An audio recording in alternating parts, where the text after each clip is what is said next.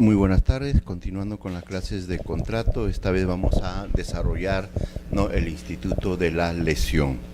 El Instituto de la Lesión. Primeramente creo, antes de comenzar este tema de la lesión, lo que nosotros debiéramos hacer es un ejemplo, ¿no? Un caso para poder ingresar a este tema de la lesión, ¿no?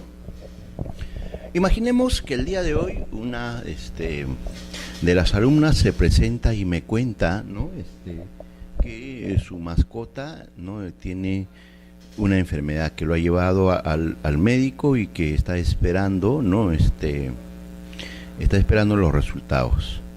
Y resulta que al día siguiente también tiene clase conmigo y me sigue contando y me dice que está desesperado y que tiene que hacerle una intervención, ¿no?,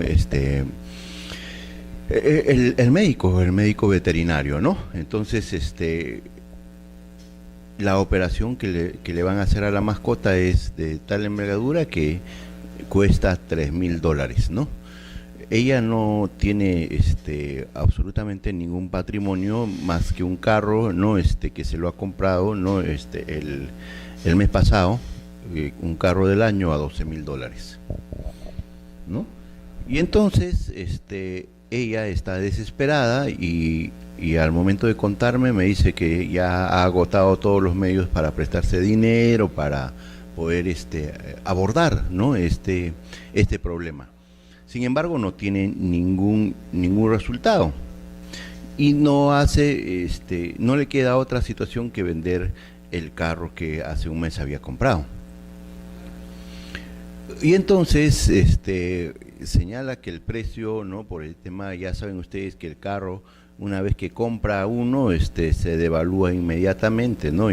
Pero la devaluación no es tanto, simplemente llega, pues, ¿no?, a devaluarse unos $1,000 ahí, ¿no? Entonces el vehículo puede estar valorizado en $11,000, ¿no? En $11,000. ¿No? Y ella dice, bueno, pues está valorizado en $11,000, pero como tengo problemas, ¿no?, con la mascota y este animal es uno más de los integrantes de la familia y que no debemos dejarlo morir. Entonces hay la necesidad de abordar la suma o pagar, ¿no?, la suma de $3,000. Como ya están pasando los días, ¿no?, ha hecho el ofrecimiento del vehículo y nadie quiere comprar. Y entonces me da la posibilidad a mí de poderlo comprar, ¿no? Pero como yo sé que la persona necesita $3,000, que eso es lo que tiene que pagar para la operación de la mascota, y yo le ofrezco, mira, le digo, yo puedo comprarte, pero lo único que tengo yo son 2,500. Y entonces al final el tema de la negociación, no, le digo, lo último que yo te puedo pagar son los $3,000. Y esto, ¿por qué, no? Esta alumna ha estado contando el problema y hay un estado de necesidad. Su voluntad, ¿no?, de celebrar el contrato de compra-venta de este vehículo ha sido quebrantada. No hace no está realizando el contrato conmigo de compra-venta por una voluntad libre, sino que está realizando el contrato por un estado de necesidad, En consecuencia, celebrado el contrato, entonces el contrato se celebra de compra-venta, se celebra por $3,000, ¿no? Y aquí configuraría algunas situaciones, ¿no? En primer lugar, el profesor decide dar, ¿no?, los $3,000 porque sabe la situación apremiante que tiene la alumna de operar a la mascota. No hay otra solución, ¿no? Si no recurre a ese medio, lo que va a pasar es que la mascota va a morir, ¿no? En segundo lugar, miren ustedes La prestación y la contraprestación debieran ser, por el principio de equilibrio de las prestaciones, debieran ser más o menos similares. Si el vehículo está valorizado, ¿no?, en $11,000, más o menos, creo yo que el precio debiera fluctuar entre los $1,000 a $11,500, que es el precio que podría considerarse con una devaluación de un mes del vehículo, ¿no? Entonces, ahí hay un desequilibrio total de las prestaciones, ¿no? Por un lado, el vehículo cuesta aproximadamente $10,000, sin embargo, se estaría pagando solo $3,000, ¿no? Miren ustedes, hay un desequilibrio, ¿no?, de la prestación. Y entonces, como primer elemento, nosotros diríamos, ¿no?, hay un aprovechamiento de parte de quién, del comprador, del estado de necesidad de la otra parte, ¿no? El estado de necesidad de la otra parte, el aprovechamiento de esa situación de estado de necesidad, ¿no?, y el desequilibrio, ¿no?, fáctico que hay entre las prestaciones serían los elementos que están bajo este caso, ¿no? Desde esta perspectiva es que tenemos que analizar, ¿no?, el tema de la lesión. Entonces, ¿qué cosa es la lesión? Es el acto jurídico o negocio jurídico lesivo, denominado también negocio usurario, ¿no?, por el que una de las partes sufre el perjuicio en razón de la desproporción entre las prestaciones al momento de su celebración, ¿no? Fue desconocido en el derecho romano clásico debido al culto a la voluntad y al formalismo ritual. La base legal de la lesión, nosotros lo encontramos, la base legal en el sistema jurídico peruano, nosotros los encontramos en el artículo 1447 del Código Civil, ¿no? Se deduce que la lesión es el perjuicio económico que sufre una de las partes en un contrato oneroso o conmutativo debido a la desproporción de más de 2/5 partes o más de 40%, ¿no?, entre las prestaciones al momento de celebrarse el contrato, siempre que tal desproporción resulte un aprovechamiento por parte del contratante beneficiado del estado de necesidad de la otra parte, ¿no?, de la otra parte. Desde esta perspectiva, nosotros vamos a tener, ¿no?, elementos de la lesión. Nosotros podríamos considerar que los elementos de la lesión son dos. Uno, subjetivo, yo diría mejor dos subjetivos, subjetivo y otro objetivo.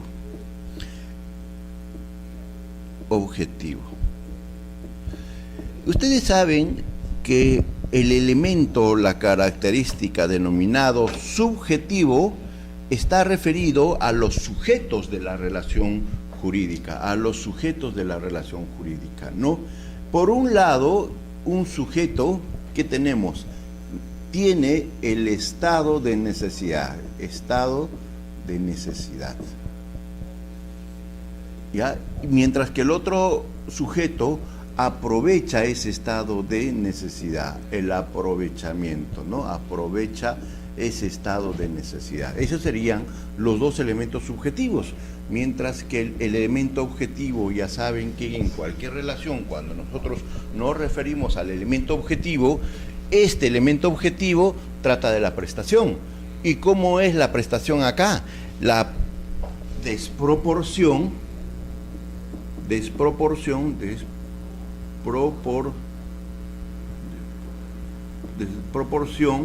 ¿no?, o desequilibrio de las prestaciones entre la prestación y la contraprestación. Hay un desequilibrio.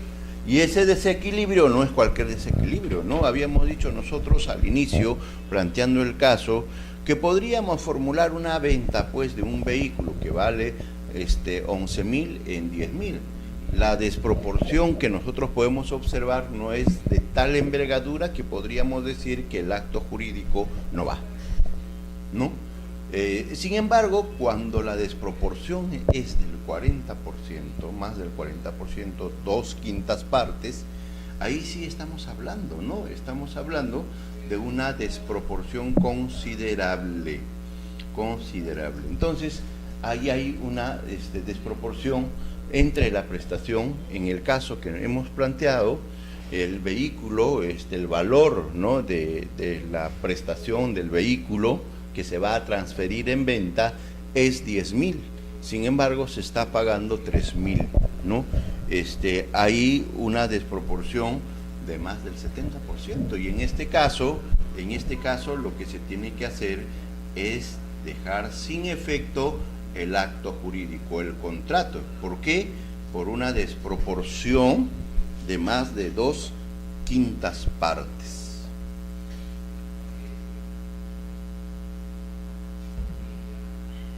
¿No?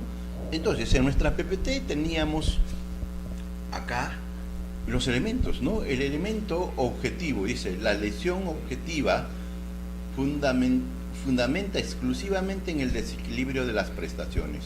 Todo se reduce a una cuestión económica, prescindiendo de las circunstancias personales que llevaron a las partes, especialmente a la parte lesionada, ¿no? A la parte lesionada a la celebración del contrato en tales condiciones, dice, ¿no? Entonces, acá hay una desproporción, elemento objetivo, desproporción entre la prestación y la contraprestación, que va más allá del 40%, va más allá de las 2/5 partes, ¿no? Ese sería el elemento objetivo. ¿Qué pasa con las prestaciones? Entre la prestación y la contraprestación hay un desequilibrio, ese es el elemento objetivo. Mientras que el elemento subjetivo, como ya lo habíamos manifestado, tiene que ver con las partes. La lesión subjetiva se fundamenta no solamente en el desequilibrio de las prestaciones, que es la parte objetiva que ya hemos visto, sino que tal desequilibrio se debe a que la víctima de la lesión se encuentra en un estado de inferioridad por razones de necesidad, inexperiencia o ligereza, ¿no? Por razones de necesidad, inexperiencia o ligereza. Eso sería el elemento subjetivo de la víctima, ¿no? La víctima acá tiene ese estado de necesidad, tiene una inexperiencia o una ligereza.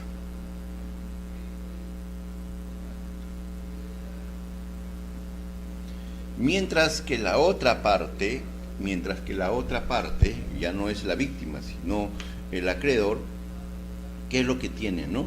Aprovecha ese estado de necesidad. Acciones que dan lugar, o sea, ¿qué acciones podemos tomar cuando nosotros estamos frente a una lesión? Cuando uno está frente a una lesión. Por disposición del artículo 1447 del Código Civil, la lesión es causal de rescisión del contrato. Por mandato de los artículos 1451 y 1452, la lesión también es causal de acción de reajuste, cuando el demandado por lesión reconvenga el reajuste del valor, o cuando la acción rescisoria sea inútil por ser imposible que el demandado devuelva la prestación recibida, ¿no? Por ser inútil, ¿no? O imposible que el demandado devuelva la prestación. Entonces, típicamente vamos a entender acá que frente a la lesión, o sea, ¿qué hacemos? Hay una lesión de por medio, ¿no? Una lesión de por medio. Si nosotros estamos frente a la lesión, vamos a tener dos caminos. Vamos a ir por la rescisión,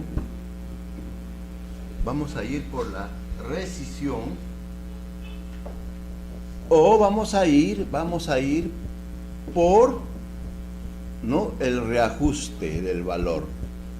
Reajuste. Esas dos acciones tenemos, ¿no? La rescisión y el reajuste. En principio, debiéramos ir por la rescisión, pero si la rescisión no es posible porque ya la contraprestación, la prestación a cargo de la otra parte ya resulta imposible que se devuelva, entonces tendríamos que hacer un reajuste.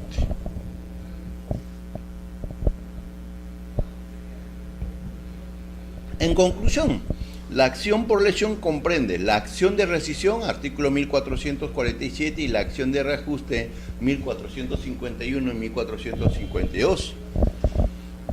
A las pretensiones de rescisión o la de reajuste podemos acumular una de indemnización de daños y perjuicios. Claro está, acá ustedes pueden observar, ¿no?, que esa situación podría haber ocasionado un daño. Y si hay daño, el responsable del daño tiene que indemnizar. Por eso es que aquí se puede acumular la indemnización, ¿no?, por daños. Entonces, ¿no?, la lesión da a la rescisión o reajuste. En cualquiera de los dos podría reajustarse, ¿no?, el resarcimiento o la indemnización, ¿no?, por daños y perjuicios, más indemnización por daños y perjuicios. Esa sería, ¿no?, la conclusión de las acciones que podemos tomar frente a esta situación. ¿Qué cosa es una rescisión, no? Una rescisión. Y para eso tendríamos que hablar, ¿no?, de patologías, ¿no?, que existe en los contratos o en los actos jurídicos. ¿Cuáles son las patologías que pueden existir en este tipo de actos jurídicos o contratos, ¿no? A ver, veamos. Desde la perspectiva de la estructura del acto jurídico, nosotros podríamos decir que la estructura del acto jurídico, acto jurídico, estaría compuesto por presupuestos, elementos y los requisitos,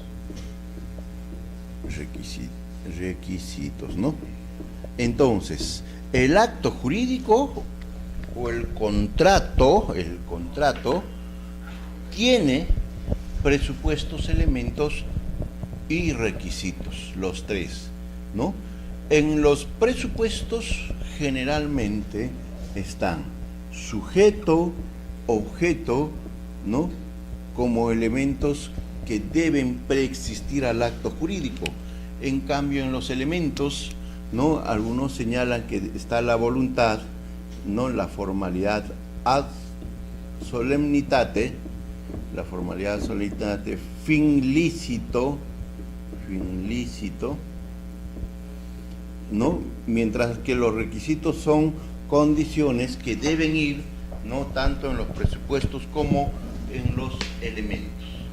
Si nosotros evaluamos esta estructura del acto jurídico y podemos dar cheque en cada uno de los elementos, presupuestos y requisitos, nosotros vamos a concluir que este acto jurídico es válido, ¿no?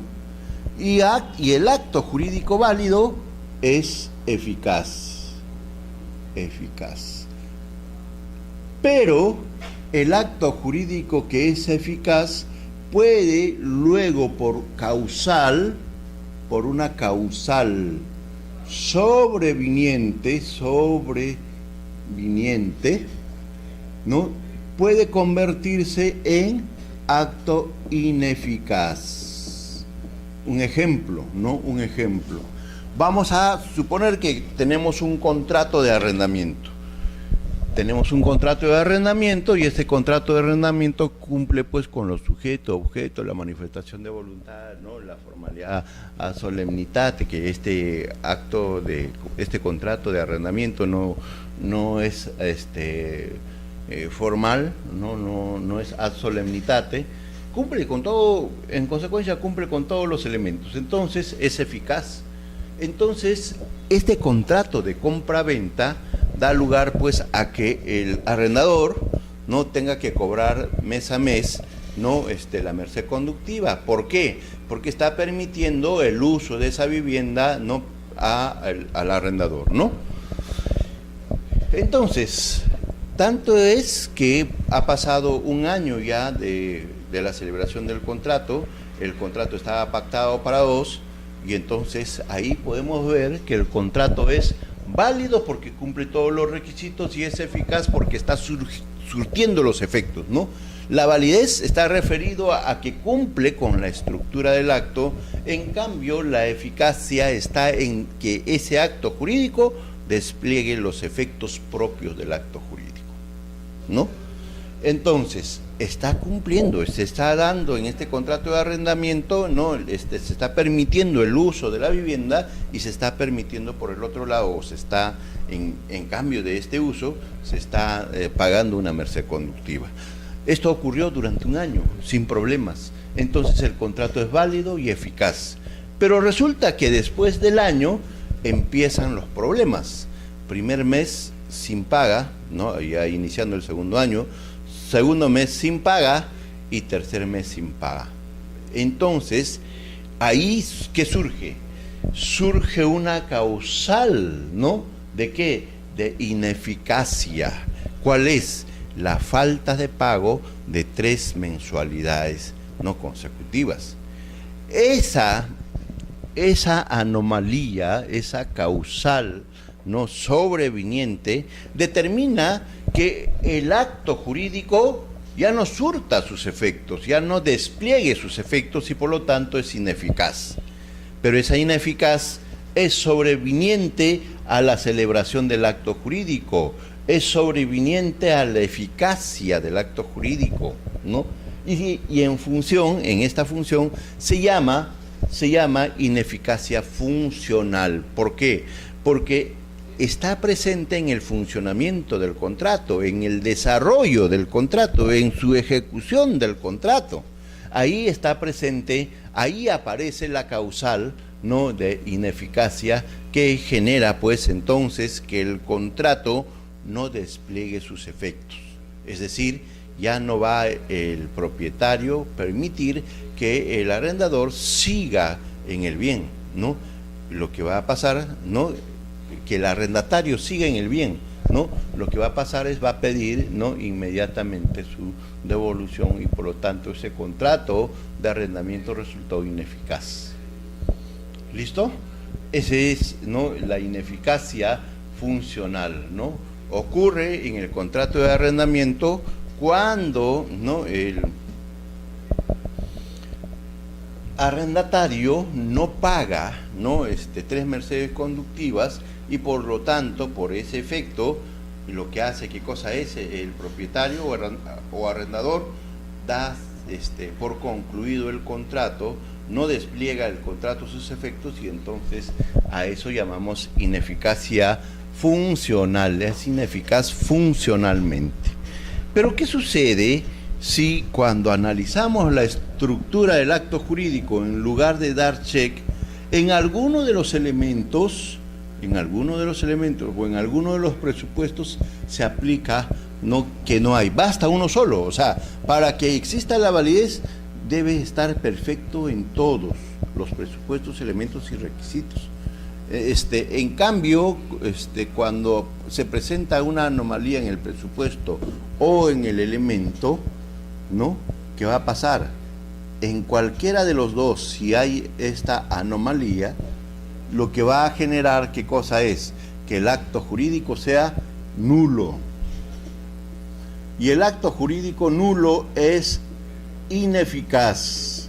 No va a poder desplegar sus efectos propios del contrato. Podrá desplegar otros efectos, pero no los propios del contrato, ¿no? por ejemplo, podrá generar una indemnización y por lo tanto la celebración de ese contrato nulo tiene eficacia, pero no una eficacia propia de ese contrato, por ejemplo, propio de la compraventa. Lo propio de la compraventa sería transferir la propiedad, eso no se va a producir. Entonces el contrato nulo es ineficaz, ¿no?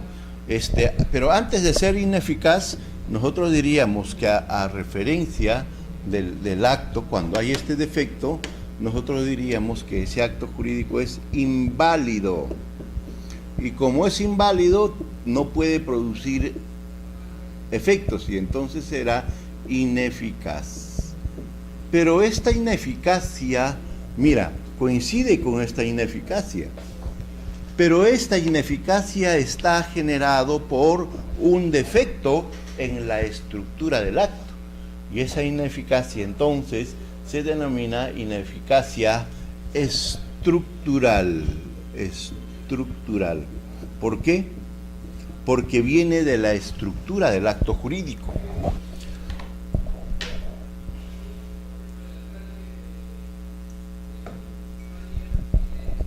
Entonces, si nosotros podemos observar, ¿no?, la ineficacia, que no despliegue los efectos propios o se suspenda los efectos propios del contrato, ¿no?, se da ¿cuándo? Cuando hay un defecto, ¿no?, cuando se presenta un defecto. Si ese defecto está al momento de celebrarse el acto jurídico, entonces se llama, ¿no?, ineficacia no originaria, cuando el origen está en el momento mismo de la celebración del contrato. Mientras que si se presenta después, como el caso, ¿no?, de la ineficacia funcional, luego del contrato, se llama ineficacia sobreviniente, la ineficacia sobreviniente, ¿no? Entonces, la ineficacia funcional es una ineficacia sobreviniente. Pero esta clasificación, ¿no?, de las ineficacias funcional o estructural, que obedece a la estructura, si está el defecto en la estructura o está en la ejecución del contrato. Pero hay otro, ¿no?, referido al momento de la celebración o el momento posterior. Entonces, referido al momento, tenemos, ¿no?, ineficacia o, sí, pues, ¿no?, ineficacia originaria o ineficacia, ¿no?, sobreviniente. Esto es el tema de las ineficacias. ¿Qué cosa es, no, la rescisión? La rescisión es un tipo de ineficacia del acto jurídico, pero que es originaria, pero que no es estructural, ¿no? Realmente no está en la estructura del acto jurídico la lesión, no, la lesión está fuera de esa estructura, cumple con todos los elementos, presupuestos y requisitos del acto jurídico. Más bien, no, lo que se atenta, ¿qué cosa es? A un principio de lo que se denomina el equilibrio de las prestaciones, la igualdad, el principio de igualdad entre las partes. No habría esa igualdad entre las partes y entonces ese elemento hace que el acto jurídico no surta sus efectos. Entonces, la rescisión está presente al momento de la celebración del acto jurídico, pero no obedece a la estructura del acto jurídico, más bien es un atentado al principio de igualdad entre las partes, al equilibrio de las prestaciones, ¿no?, de las prestaciones. Entonces, típicamente, la rescisión es una manera de dejar sin efecto al acto jurídico o contrato, pero por causal que se presenta al momento de celebrarse el contrato. O sea, miren ustedes en el ejemplo que se ha planteado. ¿En qué momento está el aprovechamiento del estado de necesidad? ¿En qué momento hay esa desproporción de las prestaciones? Es al momento de celebrarse el acto jurídico. Porque si en ese momento no hay un desequilibrio de las prestaciones, más bien ese desequilibrio aparece en otro momento posterior a la celebración, lo que tendremos acá ya no es la lesión, sino la excesiva onerosidad de la prestación, ¿no? Excesiva onerosidad de la prestación. Entonces, mucho depende en qué momento aparece. Si hay el defecto al momento de celebrarse el contrato, pero que no obedece a la estructura del acto, entonces hablamos de rescisión. Mira, mientras que la resolución del contrato de arrendamiento que hemos dado el ejemplo, aparece por una causal sobreviniente al acto, ¿no? El acto jurídico es válido, eficaz, está desplegando sus efectos, pero aparece una causal que nos hace que el acto jurídico no siga surtiendo sus efectos.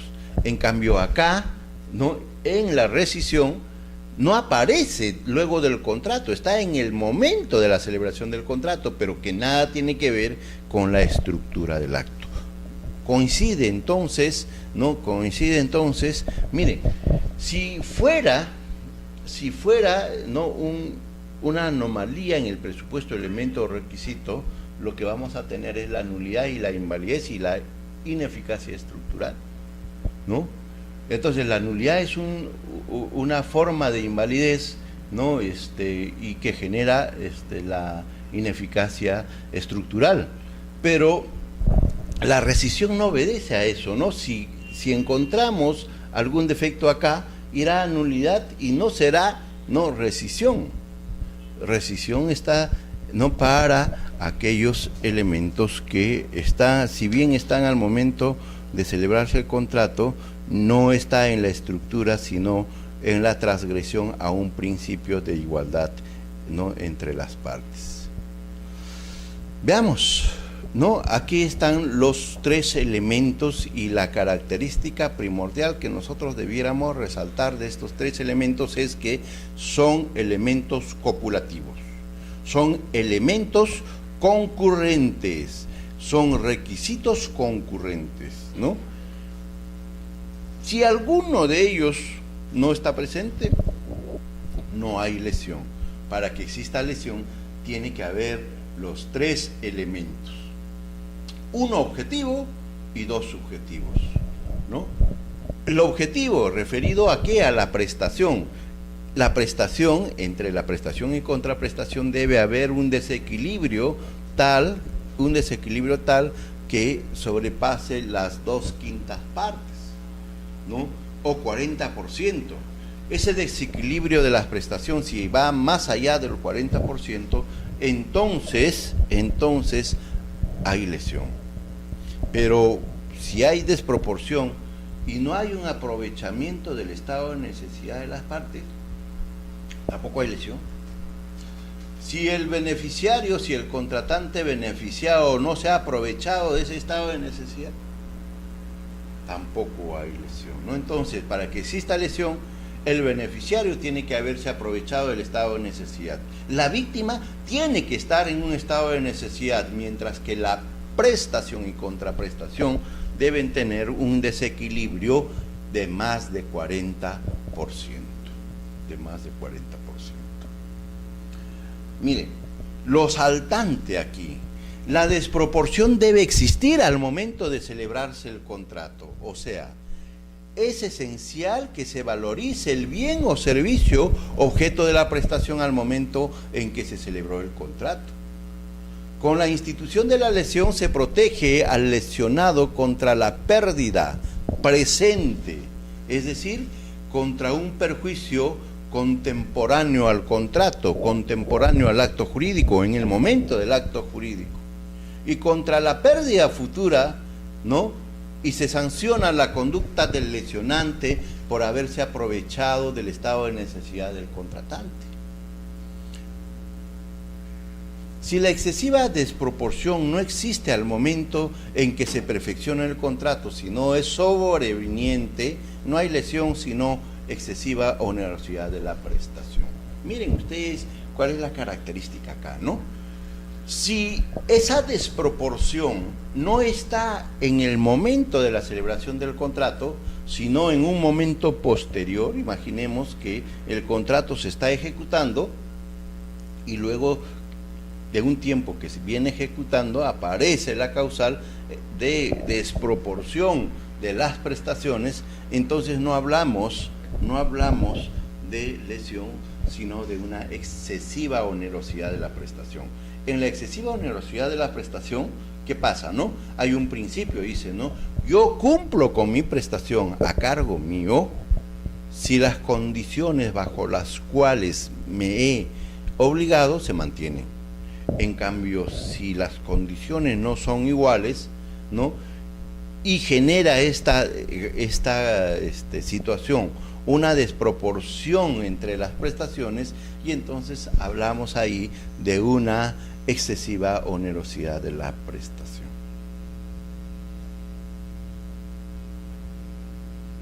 El artículo 1447, ¿no? Nuestra PPT está, le falta un 1 ahí, establece como elemento subjetivo solamente el estado de necesidad en que se encuentra el sujeto lesionado. Entiéndase por tal una situación económica que disminuye su libertad de elección y lo induce, o mejor todavía, lo obliga a celebrar el contrato en esas condiciones. Como dice Bianca, la desproporción debe depender del estado de necesidad. Miren ustedes, un sujeto que está desesperado por operar a la mascota, como el caso que hemos planteado, ¿no? Se ve pues obligado a celebrar un contrato con una desproporción tal en la prestación por ¿por qué? Por ese estado de necesidad que tiene, ¿no? De salvar a la mascota. Bullard nos señala que esta institución en realidad de la lesión no debe estar en nuestra legislación, ¿no? ¿Por qué? Porque miren ustedes la situación, ¿no? Si el profesor no aceptaba, en el caso planteado, no aceptaba la celebración del contrato en esta desproporción que hay, ¿no? ¿Qué habría pasado? La mascota habría fallecido, ¿no? Y los dueños estarían muy apenados, ¿no? Muy apenados. En cierta forma, para Bullard, este profesor sería, ¿no? una persona solidaria que acude a las circunstancias para poder apoyar, ¿no? a estas personas. Este elemento de la solidaridad desaparecerá cuando la institución de la lesión esté presente, ¿no? Esté presente. ¿Por qué? Porque nadie ahora, si le van a rescindir el contrato, nadie va a querer celebrar un contrato, si más tarde lo que va a pasar es que van a dejar sin efecto el contrato por esta desproporción. Entonces dice que ya no habrá gente altruista que quiera colaborar, gente solidaria que quiera colaborar con las víctimas, pues, ¿no? Aquí hay, ¿no?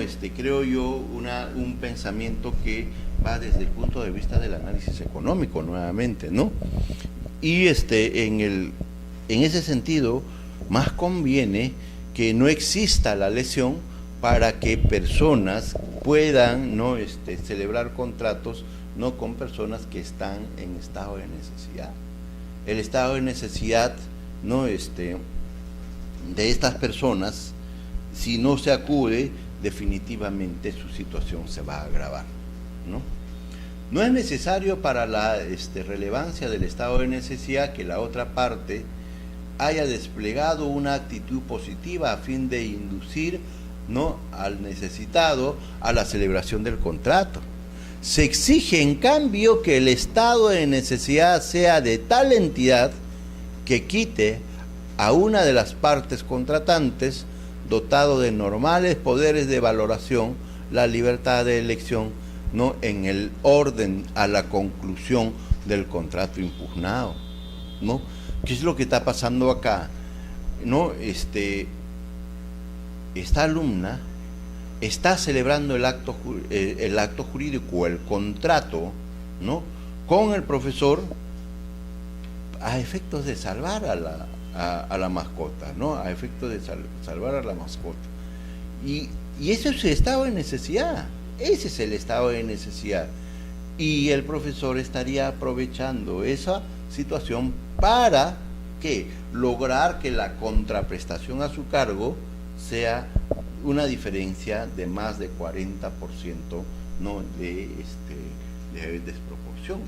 O sea, lo que quiere decir es que yo estaría, ¿no?, pagando sobre el precio en lo que vale 10.000, estaría pagando 4.000, ¿no?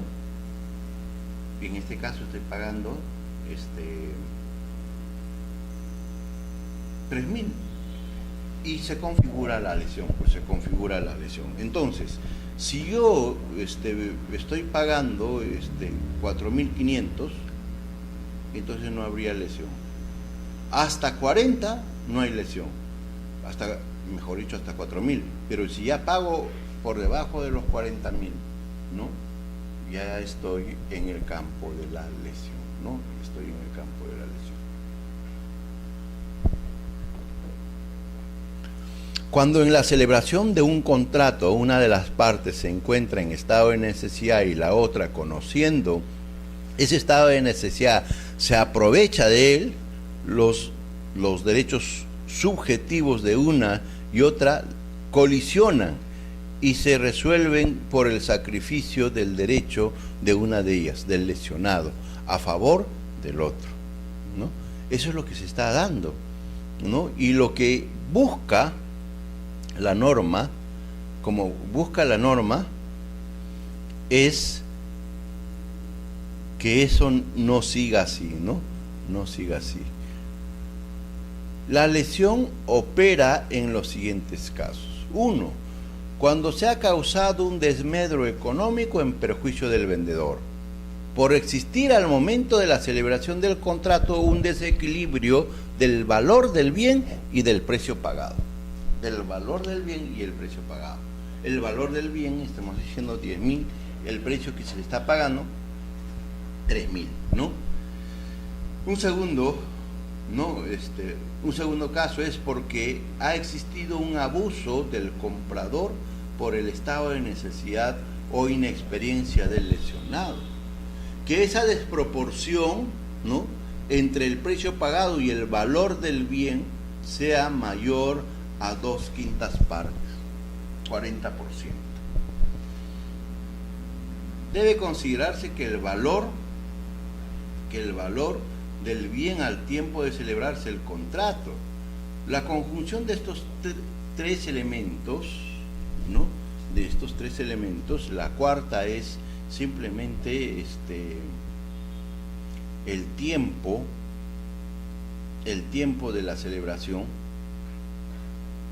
La conjunción de estos tres elementos mueve el mecanismo de la lesión y puede lograrse judicialmente la rescisión del contrato, es decir, que el contrato no surta efectos por esta causal presente al momento de la celebración del contrato. En todo caso, le corresponde a la parte lesionada la carga de la prueba, ¿no? La carga de la prueba. ¿Cuándo no procede la lesión? Cuando proviene de transacción, cosa juzgada, en las ventas hechas por remate público, ¿no? En las ventas hechas por remate público.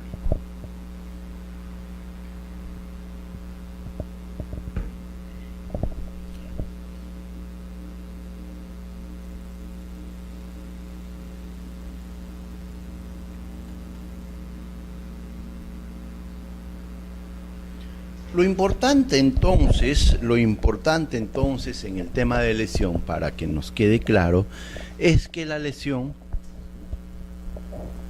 busca dejar sin efecto el contrato por una causal, ¿no?, presente al momento de celebrarse el contrato. Y esa causal es la desproporción que existe entre el valor del bien y el precio que se paga sobre este.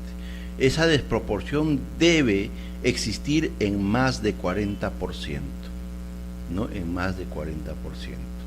Es decir, el vendedor estaría recibiendo menos del 40% del valor, ¿no?, que corresponde a ese bien.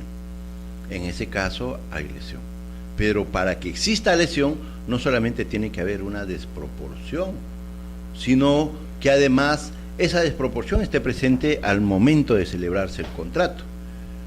Y que esa desproporción se dé por un estado de necesidad de la víctima y por un aprovechamiento de ese estado de necesidad de la otra parte, ¿no? El comprador en este caso, ¿no? El comprador.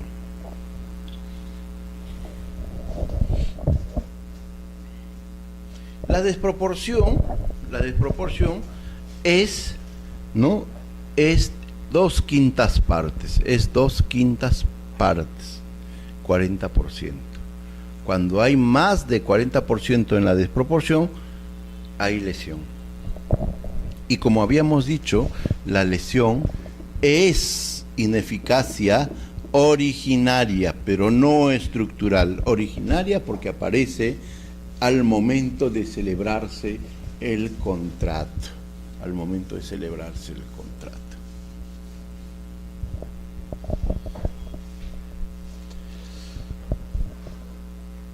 En materia de lesión hay normas particulares. Esas normas particulares que regulan están referidos básicamente a las pruebas. Cuando la prueba le corresponde al dañado, a la víctima, y cuando al agresor, cuando al comprador y cuando al vendedor, ¿no? En este caso el vendedor es el que estaría sufriendo el perjuicio, ¿no? El perjuicio económico. Con esto hemos terminado la lesión. El otro tema que tenemos para el día de hoy es la relatividad de los contratos. Es la relatividad de los contratos. Antes de hablar de la relatividad de los contratos, yo tendría que decir lo siguiente. Según la estructura casi digo del acto jurídico, porque acabamos de terminar eso, ¿no? Según la estructura o la jerarquía de normas, ya esto nos da la idea a la pirámide de Kelsen, la norma madre de todas las normas, la norma de normas, la ley de leyes, es la Constitución. Jerárquicamente, la Constitución es la norma de mayor jerarquía, la norma de mayor jerarquía. Y por eso se dice ley de leyes, ¿no? Ley de leyes. Enseguida, ¿no?, por jerarquía viene la ley, y la ley tiene alcances generales. Pero si nosotros vamos bajando poco a poco en esta pirámide de Kelsen, vamos a encontrar un decreto de alcaldía. Un decreto de alcaldía de San Borja no puede regir en el distrito de Miraflores. Miren ustedes lo que la norma, la Constitución, rige todo el territorio peruano, la ley también todo el territorio peruano. Ya hablamos de unas ordenanzas o de unos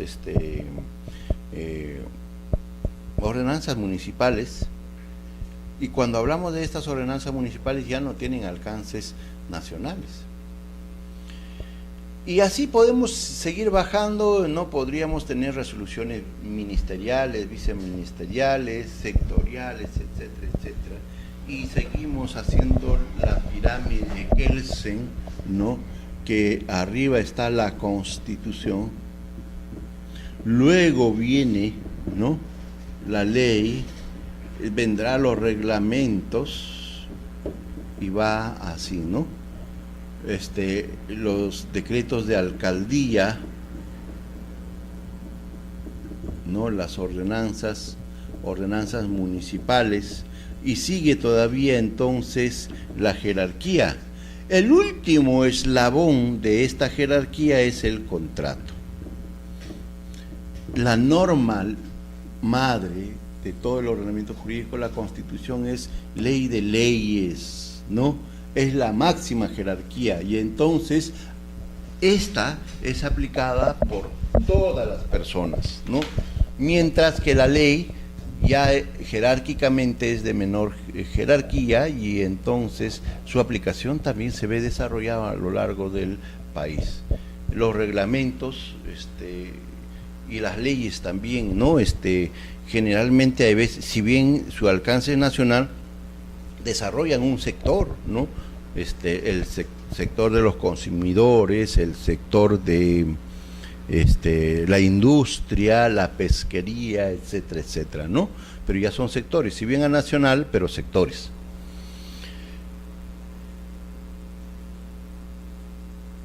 Pero el decreto de alcaldía, no, y la ordenanza municipal rigen bajo la jurisdicción de esa municipalidad que las expidió.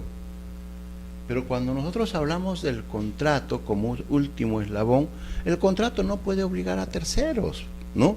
El contrato, ¿no?, obliga solo a las partes.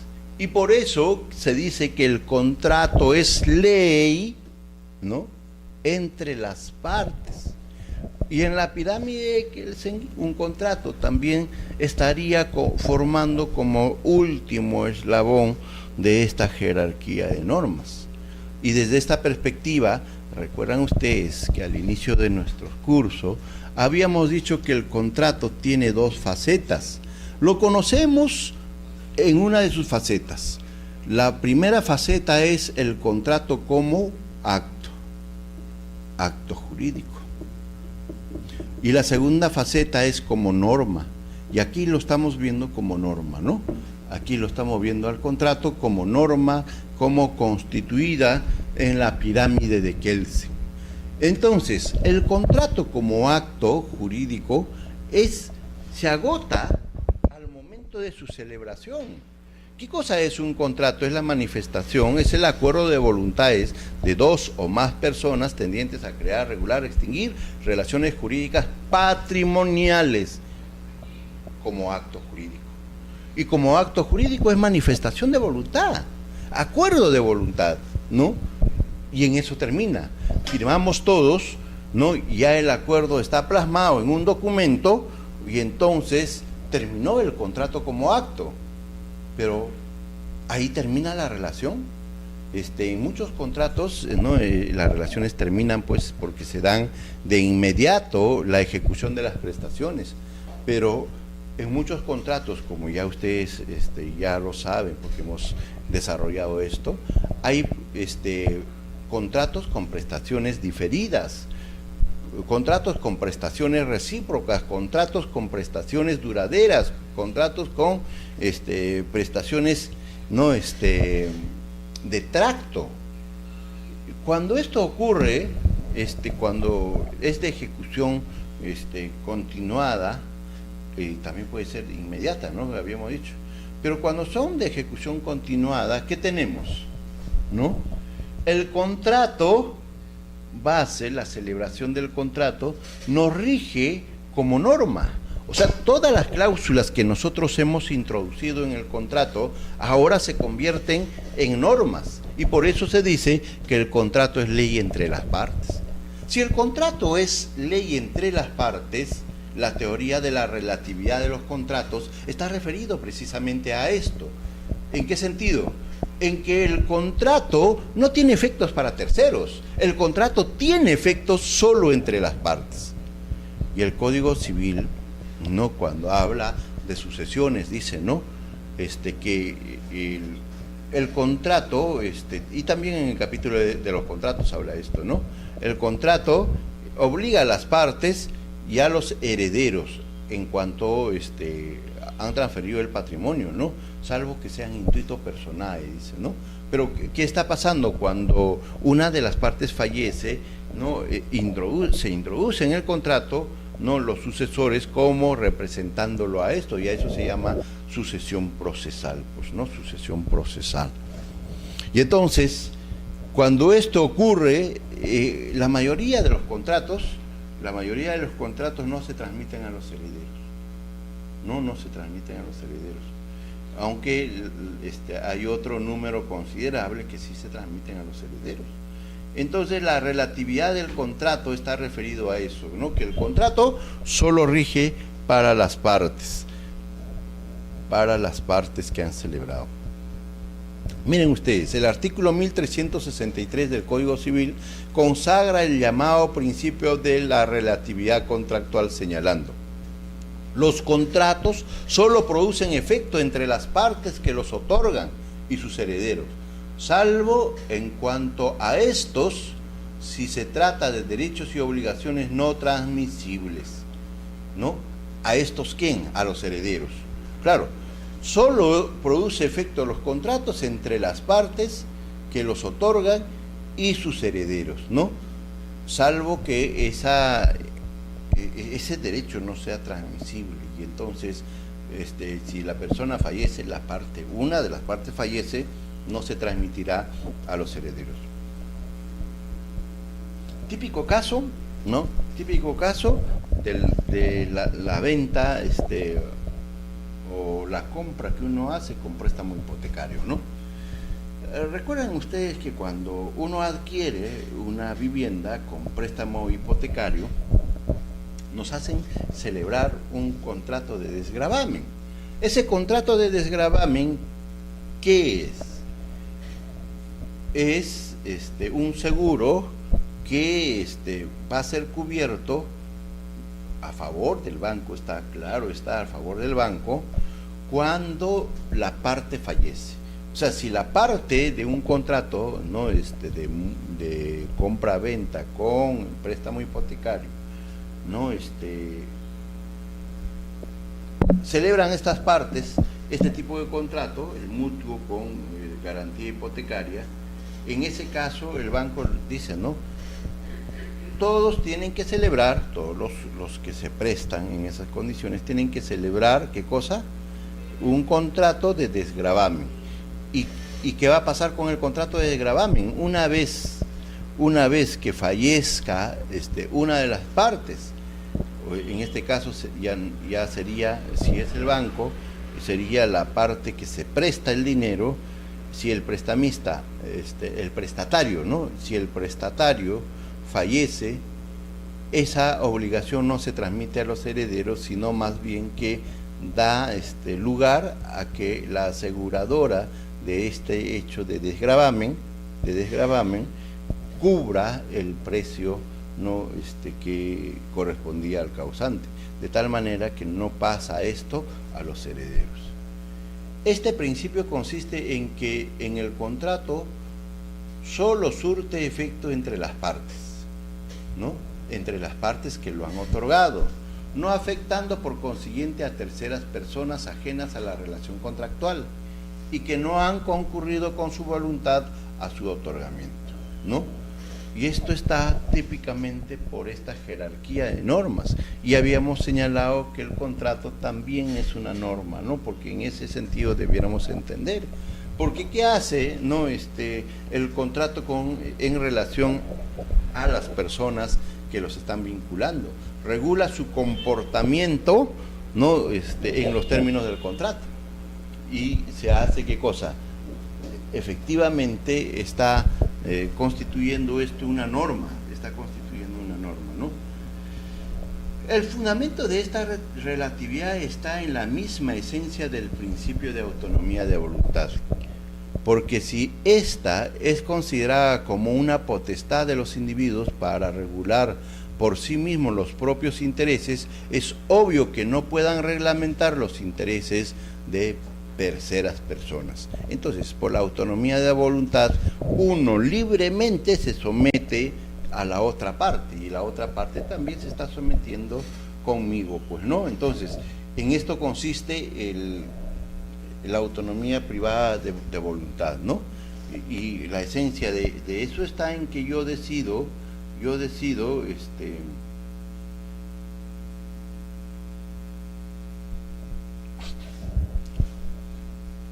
¿cuál es la voluntad respecto en el contrato, ¿no?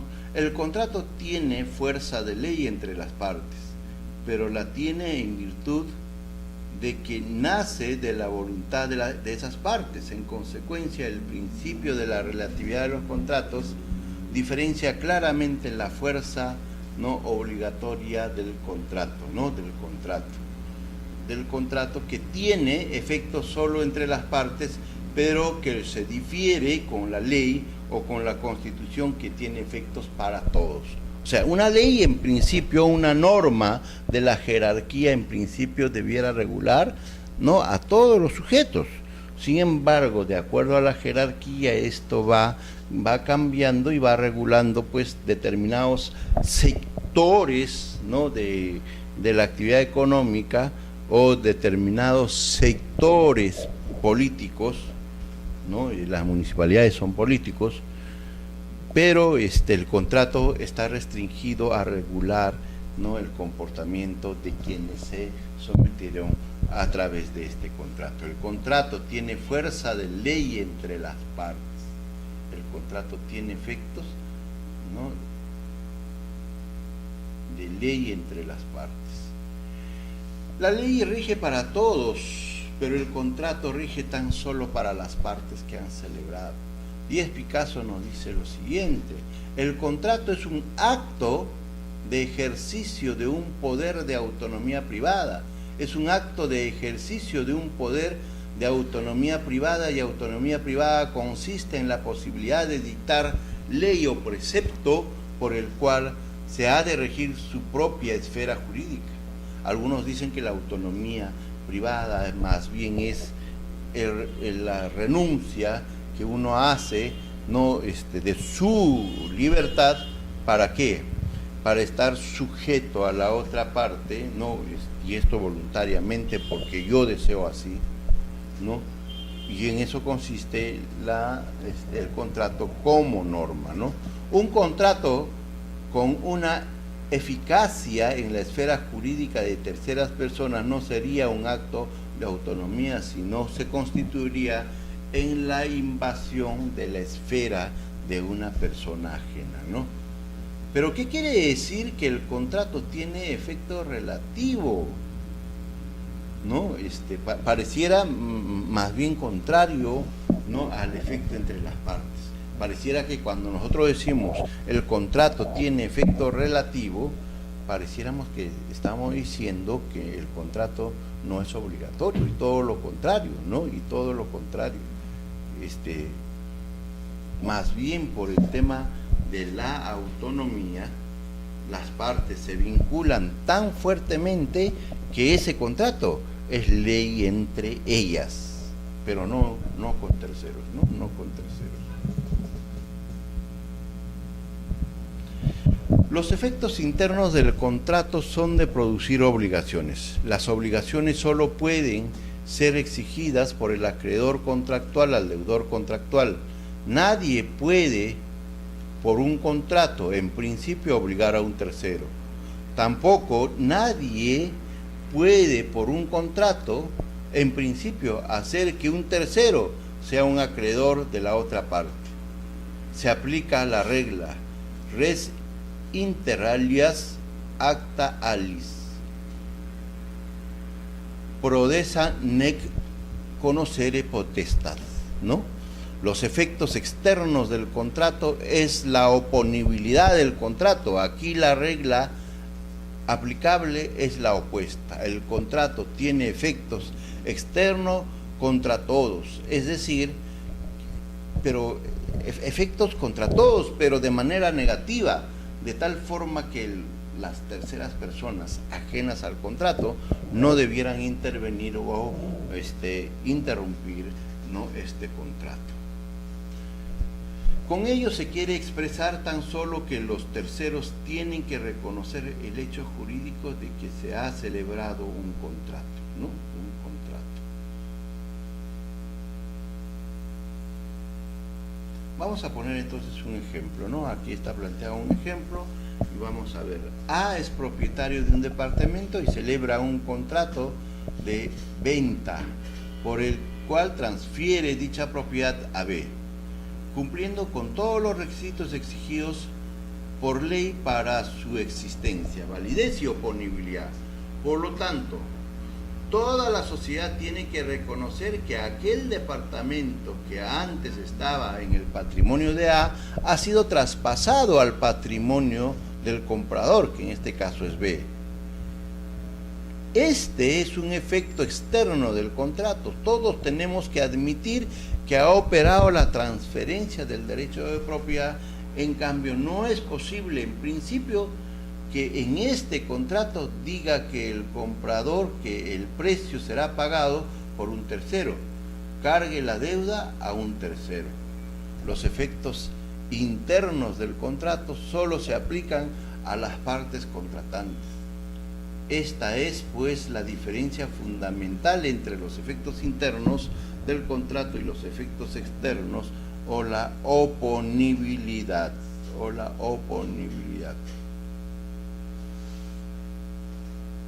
¿A quiénes se les denomina parte y quiénes son terceros? ¿No? Esto es harto usado por las chicas, ¿no? Dicen, no seas un tercero, no, tú eres un tercero en la relación. Cuando dicen eso se están refiriendo y por lo general esto ocurre cuando alguien trata de intervenir en la relación de dos personas, ¿no? Entonces dice, un momento, tú eres un tercero, tú no tienes que ver nada en la relación, ¿no? Partes son las personas que a título personal o representadas concurren a la formación del contrato. Esto es, cuyas voluntades no confluyen en la formación del contrato. ¿Quiénes son partes? Las personas que han celebrado el contrato, y que también puede constituir parte los sucesores de las personas que han realizado el contrato. En cambio, tercero es aquella ajena a esa relación. Terceros son terceros todos aquellos que no son parte, es decir, todos aquellos cuya voluntad no ha participado en la generación del contrato.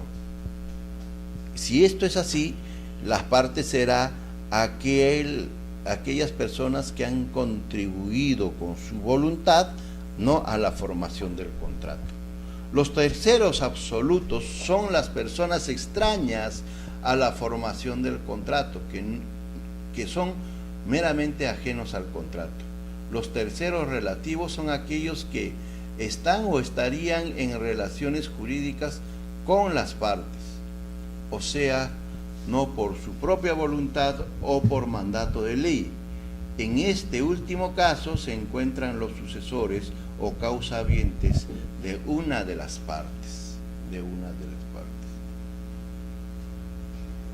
Si esta derivación se verifica por un acto entre vivos, se le denomina transferencia. Ejemplo, cesionarios. Y si se verifica mortis causa, ¿no? se denomina transmisión, que puede ser a título universal o a título particular. A título universal, herederos; a título particular, legatarios, ¿no? Legatarios.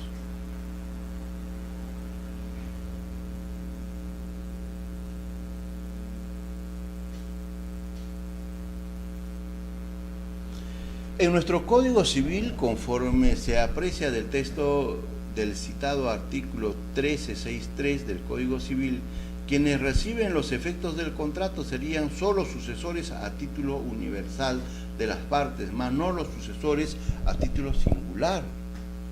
Aplicándose a los herederos la regla general prevista en el artículo 660 del Código Civil, de que a la muerte del causante estos asumen no solo los derechos y bienes, sino también sus obligaciones o cargas, pero los herederos tendrán solo una responsabilidad limitada o intraviris hereditatis, por la cual responderán por deudas y cargas de la herencia hasta donde alcancen los bienes, ¿no?, que le han sido adjudicados en calidad de herederos, ¿no?, conforme lo indica, esto es, el artículo 661 del Código Civil, ¿no?, del Código Civil. Con relación a los herederos, los contratos no producen efectos entre ellos si se trata de derechos y obligaciones no transmisibles, intuito personae, o denominados también personalísimos. Esto es, si se refieren a los derechos y obligaciones que por su naturaleza no son transmisibles, por ejemplo el caso del contrato de renta vitalicia, en el cual, conforme se señala en el artículo 1937 del Código Civil, si muere la persona cuya vida se designó para el pago de la renta, se extingue esta, ¿no? Se extingue esta. De la Puente y Lavalle ha enseñado al respecto que la inaplicación de la regla de que los efectos de los contratos recaen en los herederos de las partes se produce no solamente cuando los derechos y obligaciones son, por su naturaleza, no transmisibles, sino también cuando se pacta en contrario, la ley lo establece, o se trata de condiciones personales del causante. En este último caso nos encontramos ante las llamadas obligaciones intuito personae, ¿no? Intuito personae. El principio de la relatividad contractual, entonces, ya resumiendo, consiste en que los contratos no pueden no surtir efectos para terceros. No puede surtir efectos para terceros. ¿Ya? La relatividad significa que las partes quedan vinculados al contrato. La relatividad es que los contratos solo tienen efectos entre las partes. Entre las partes. Como es el caso del contrato a favor de tercero previsto en el artículo 1457 del Código Civil, por el cual el promitente se obliga frente al estipulante a cumplir una prestación en beneficio de tercera persona. Un ejemplo de este supuesto es el conocido contrato de seguro de vida, en que el beneficiario es un tercero. Otra excepción a dicho principio es que se presenta, ¿no?, en la promesa de obligación o el hecho de tercero, previsto en el artículo 1470 del mismo Código, que consiste en que aquella estipulación por el cual una de las partes se obliga frente a la otra, ¿no?, frente a la otra, a que el tercero se obligará a darle alguna cosa o prestarle algún servicio, o aún no hacer, siendo que en caso de incumplimiento por parte de dicho tercero, el promitente queda obligado a indemnizar al otro contratante. La relatividad del contrato tiene como fundamento que el contrato, en la medida que ha sido celebrada por las partes, ¿no?, a través del ejercicio de la autonomía privada de voluntad, ¿no?,